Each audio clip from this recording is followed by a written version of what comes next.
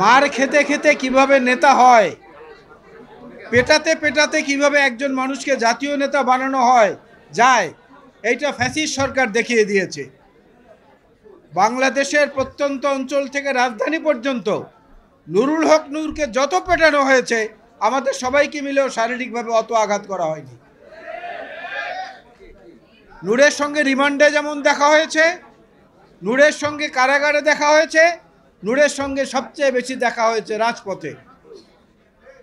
এবং ভিপি নূরের সঙ্গে যারা ছিলেন, ফ্যাসিস্ট বিরোধী আন্দোলনে লিয়াজো কমিটির মিটিংয়ে আমরা যখন বসতাম, আমির খসরু মাহমুদ চৌধুরী সাহেব এবং আমি এবং অন্যান্যরা, তখন আমরা নূরকে বারবার বলতাম এবং নূরের সঙ্গে আজকে যে ফারুক হাসান আছেন এবং অন্যান্য যারা আছেন তাদেরকে বলতাম, ভাই, স্রোতের মধ্যে ভাগ করা যায় না, নদীর স্রোতকে কাটা যায় না, বেড়া দেয়া যায়, স্রোতটাকে এক ধারায় প্রবাহিত করো।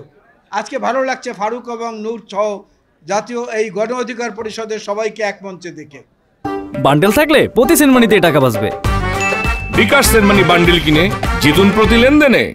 আমি বিএনপির পক্ষ থেকে এবং আমার নিজের পক্ষ থেকে বলতে চাই, গণ অধিকার পরিষদের যে স্লোগান, যে লোগো, গণ অধিকার, জনগণের অধিকার, আমাদের অঙ্গীকার, চমৎকার একটা স্লোগান। এটা সময় উপযোগী, যুগোপযোগী।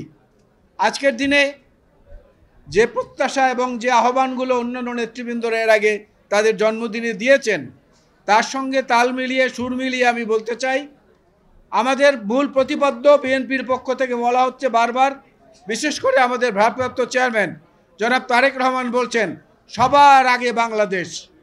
এই সবার আগে যদি বাংলাদেশকে আমরা মাথায় রাখি, নিজেদের মধ্যে ছোট ছোট মতবিরোধ, মতভিন্নতা, এগুলো গণতন্ত্রের সৌন্দর্য, এই গণতন্ত্রের সৌন্দর্যকে বহাল রেখেই জাতীয় ঐক্য প্রতিষ্ঠিত করা সম্ভব, নির্বাচিত সরকার প্রতিষ্ঠিত করা সম্ভব। আমি আমার বক্তব্য বাড়াবো না, শুভেচ্ছার মধ্যেই থাকতে চাই। শুধু বলবো, ফুল আনিনি এই কারণে, গণ অধিকার পরিষদে এত ফুল, এত ফুল, এত ফুলের বাগান, এই যে ফারুক, এই যে নূর, এই যে রাশেদ প্রধান সহ, রাশেদ সহ যারা আছেন, এত ফুলের মধ্যে নতুন করে ফুল দেওয়ার কোনো প্রয়োজন নেই। এই কারণে আমরা কোনো ফুল দিলাম না।